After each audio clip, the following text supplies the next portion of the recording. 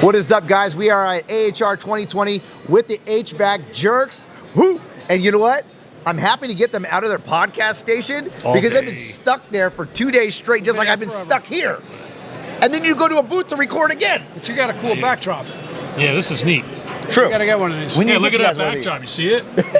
See the backdrop? Yo, so you guys have a really cool banner that you guys popped up out there. Yeah, that's a cool promo. You should have had that behind you guys while you guys were recording. Well, yeah, well, maybe tomorrow we'll take your advice. Yeah. Okay.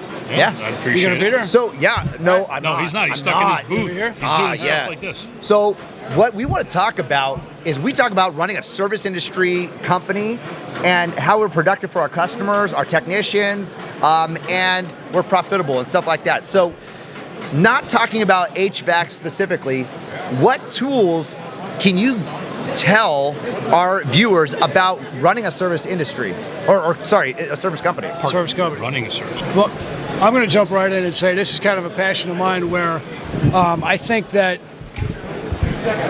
you're like a roadie now too. So, all right, so one of my passions is talking about overhead. I think that most of the time owners make the mistake of not telling their technicians what is really involved in overhead and how much it actually costs to get that technician out on the road and get to the service call. So absolutely, they need to get a worksheet, put it all together, and talk about each individual expense. We'll just talk about what that lead source costs. Like, so every call you get, it comes from a different lead source, right? So whether it be Home Advisor, Yelp, Google, all those things, they have a different margin on them.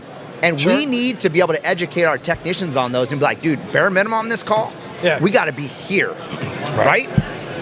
Just to pay for you to be out there and give an evaluation of the situation. You know, we did a show on this once. We talked about overhead. We broke it down line item by line item, and we came. What episode is that? Tell them what episode that is. They're going to test them. Dude, I told you you're going to have to listen to all 187 of them.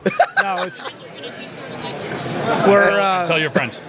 I don't know. That episode is on overhead. We'll find it. It's about episode 23, somewhere in that range. Okay. But we actually broke down overhead from a real company, and we came up with about 66 line items, and we put it on paper, and we encourage owners to go to their technicians. So you're taking those massive monthly numbers, and then you're with breaking it down in the line item. What it does is actually gives you the ability to get you into an hourly rate of what it actually costs to be open for business with a man in a truck, not even doing a call yet, just to be open, and how much that first hour costs. So what would you say to a business owner that's like, I don't want to tell them my technicians my numbers?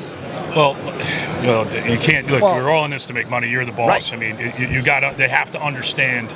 They don't know how much you're actually generating. He doesn't have to give them exact numbers, but you can go. You know what your rent is. You know what your overhead costs. You know what your parts cost. You know what your tools. Major generalities. All of those things.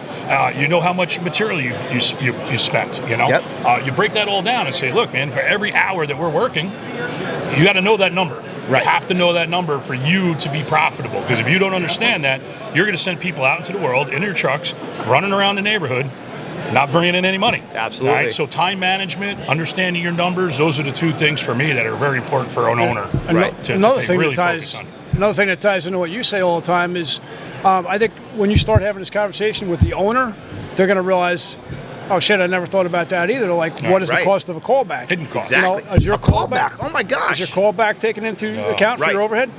Only the eighth one. Only the eighth callback. The first 7 are free. My wife is itching back there to get on this conversation. And the reason why is because we've been talking to technicians this whole time and not people that are business driven and have that understanding of what it really takes to run and operate a business and the true cost in it. Need that money. They'll say, I'm going to go out and start my own business and I'll charge $50 an hour and I'll make a fortune because they think that's it costs nothing. You got to show them the real numbers, man. The administrative hours that are involved in the cost of that time. And I also think that it's important that the dispatchers are in on this communication too, because their job is the most important out of everything. They are the first point of contact. These men and women that are controlling our phone lines, they have to know why they have to capture this call at any cost. Absolutely. Yeah. And Miss Johnson and her dog's name and how many kids. Memorize these things. Right. Yeah, It's very and create important these to relationships. Create a relationship because that's, like you said, that's the front line. Yep. So if that phone call is wrong or bad in any way, they're you're not setting gonna the get that tone customer. for the entire relationship. Absolutely. So even if you're having a bad day in that position, you have to, put it on, man. You And gotta then turn that switch and get it on. And then it goes to that vision that the dispatcher's created for the technician, if that technician's meeting that vision or not. True. And if you don't meet that expectation of the customer that they had over the phone, you're not going to close the deal. Right. So, Everybody has to be on the same page. yes, absolutely, dude. Thank you guys for showing up, and I know I was telling you guys you got to get over here, here, and you know what? I should have got over to you guys too. Yeah, and maybe I can. Sneak but in tomorrow, maybe. Yeah. Come by and check it out. Thank you guys.